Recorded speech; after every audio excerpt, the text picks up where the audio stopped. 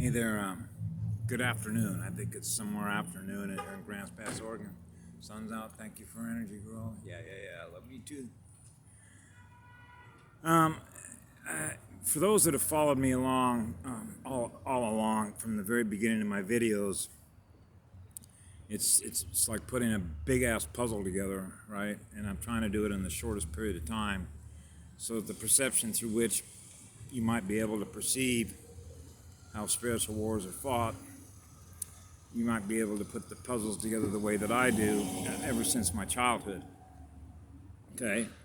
So I just showed myself, my future self and a now time moment self, showed myself a video because it was important for me to experience the information, because that's what we do, we're experiencing the information. So I want to make sure I don't forget a couple of things that sort of all of a sudden become bang, bits of information that are electronic, that connect to all the other electronic information that you're aware of that you hold in memory. Bang, puts together all the fills in all the spaces, all the puzzles or pieces are put together.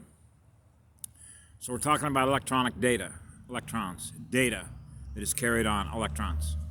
Okay, think about acid rain in your body, the importance of alkalizing, running more light. When I was a child, I watched a lot of Tarzan movies. Why? Because I perceived myself through the same way that Tarzan would and could, because what was he able to do? He was able to communicate with everything that was in nature. That means he has the ability to perceive through everything that is in nature what it is that they're perceiving, which means he could, if you will, perceive what an eagle is perceiving when an eagle is flying above a battleground. So therefore, he doesn't have to leave his treehouse in order to know what the eagle is perceiving and seeing on the battlefield. Okay? Scale it up to Gaia. Is Gaia aware of everything that's going on because she can perceive through everything that's here what is happening that she's aware of at any one given moment of time? Of course. Are you getting the picture? So one of the reasons that I knew as a child that how they go after what are known as remote viewers, beings who have an enormous amount of love and compassion and empathy in their heart, who vibrate off the charts, make absolute great assets to be militarized. They can't militarize me. Okay? Just like they can't militarize Gaia. So if you look at all the stuff that Harold Kotz Vela put up about black goo and the scientists that killed themselves, committed suicide because they were in contact with black goo, they were not going to allow their soul, their spirit to be militarized as a result of what black goo does. Okay? So this is one of the reasons when I realized, for example, when you're taking their exams and you're in elementary school and junior high school, they're looking for students, gifted students, okay? They know they were looking for everything that was coming in here because they understood timeline wars are energy wars, which are electronic data, perception wars. These are wars over perception, which are wars over reality, which are wars over virtual reality games, in which consciousness can be controlled in order to run programs, their programs, through their programmers. Okay? That's what it means. Now, if you can put together everything that I've shared with you and all the stuff I've put up, you ought to be able to snap this together, okay? So, for example, if I want to be aware of something that's happening in Russia, then if your consciousness is perceiving at the same level that you're with a goddess, for example, then you're aware of what she's aware of wherever something else is happening. See what I'm saying? So this is one of the reasons why I've always said I live through a girl's heart, which is the girl's heart of a goddess. Which means we're always giving love because that's the energy that we use to share with everything that's living in spirit throughout the entire cosmos, because that allows us to do what? Attract more light. That allows us to go faster. That's how much we love our universe. We love to go as fast as you can possibly go. That allows us to be able to perceive everything that is out there that is perceptible that represents infinite creative imagination of every possibility that is possible, that the electrical potential that you have access to, is possible to experience. That's how I perceive the cosmos. That's infinite perception, which is infinite electrons, which is infinite light.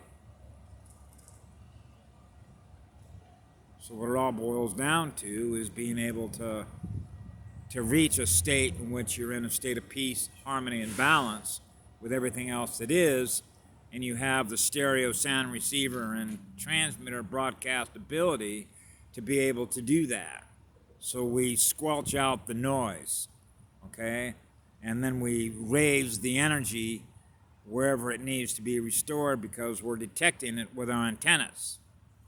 So we work very much like any radio station does, okay? We're picking up all the signals. We're translating all the signals. What are these signals trying to communicate to us? So we naturally have our own channel, the one we prefer to run, okay? So that's why you see the colors that you do in the cosmos. Those are the colors that represent the energies that are being experienced by the being that is projecting the energy that they are. And how they perceive what it is are connected to everything else that is a perceiver, which is another unit of consciousness, which is like to say that you're in a big brain where everything is consciousness. Because energy is consciousness. So these are consciousness wars, which are information wars over consciousness, which is perception. So these are energy wars over perception, which are realities. Wars over realities that are experienced. These are psychopathic control freaks. That because they have certain ability and the use of technology and the use of heavy metals, because they understand how energy works. And naturally, when you know this as a child, it's like solving that problem. How do you eliminate the psychopaths of the cosmos? Go back in time before they ever first existed? Could we do that? So this is sort of the nature of the problem when you realize the nature of how classrooms work. So if you're in lower creation and you realize that there are other beings that are running lower frequency energy than you are, and you're running energy that's say 1100 and they're running 250. So now that I become aware of what they're aware of, which is what they're experiencing, which is their reality, is running 250 megahertz of electromagnetic energy, and I'm experiencing 1100, now I become aware of what they're experiencing through my antenna picking up their signal. I went from 1100 to 250. Well, I don't want to experience 250 because that's not who I am. I don't experience 250 megahertz. I experience 1100. So you have the ability to retune. Okay? And so this becomes the nature of how you navigate yourself as a radio transmitter and receiver through a spiritual battlefield. So having an avatar that's made by a goddess allows you to be able to do that if this isn't your first rodeo. Okay? So this isn't our first rodeo. So when you sort of know that as a child, you get tired of it. Because at some point you got to say, we got to solve this once and for all, okay?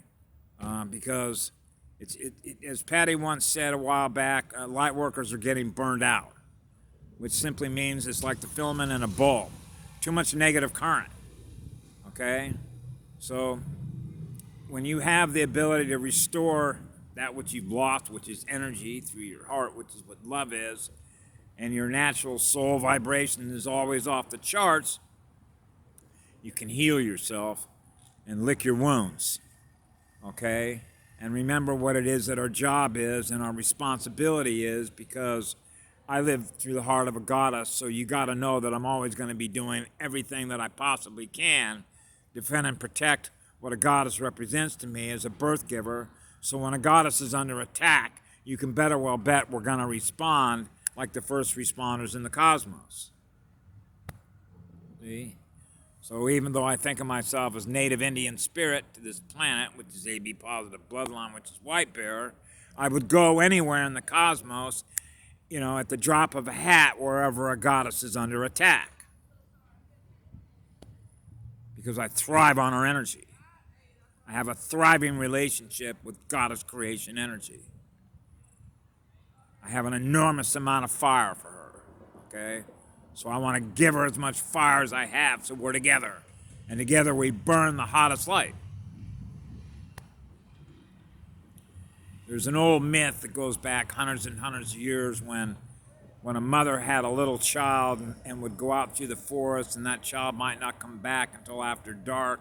She'd wipe his face with some of her pussy juice, okay, as protection, okay? That's energy. The vaginal fluids are energy, okay, that come from a mother, a birth giver. So the birth giver is protecting her child with her energy, okay? So you gotta sort of know on which side of the bread it's buttered on. And the side of the bread that's buttered with me is always gonna be a girl. Okay, to balance out what happened here. Okay, with too much dark energy. So we need to bring in more light. And I don't know how to bring in more light other than what a girl can do. So for me, that's one of the reasons why I connected my heart to as many hearts that represent girls on the planet that I could when I first got on Facebook. Okay, because every time I write love letters to girls, what do you think it does to my vibration? You will keep attracting more of what it is that you are that you perceive through her. The ultimate perception of all creation, which is what love is, which is in all that light. And she is saying hi. I love you too. Female macabre up there. We got a relationship. We communicate with each other. Ever notice that? I love you all. Have a great day. I gotta go.